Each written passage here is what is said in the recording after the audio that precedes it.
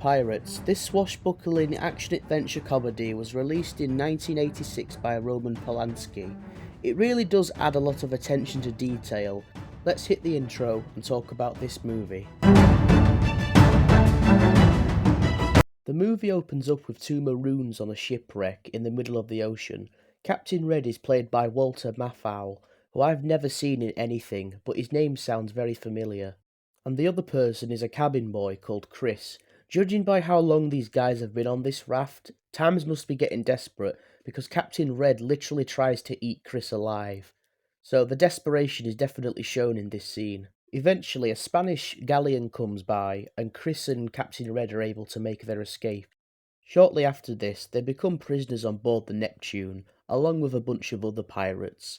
Prisoners are treated incredibly unfairly and whipped a lot. It gets to the point where they even start complaining about the food, which turns out to be the worst idea ever. To avoid a mutiny, the captain forces them to eat with the other officers in the captain's cabin, and then he literally chops the rat in half and makes them eat it. The scene is as disgusting as you would expect. Apparently the rat was found in the soup and it's actually been boiled, but there is some comedy here to make this funnier. Would you not prefer the head? Nay, nay, lad, I wouldn't rob you of it. There's one pirate in the film that can open doors with his bare head.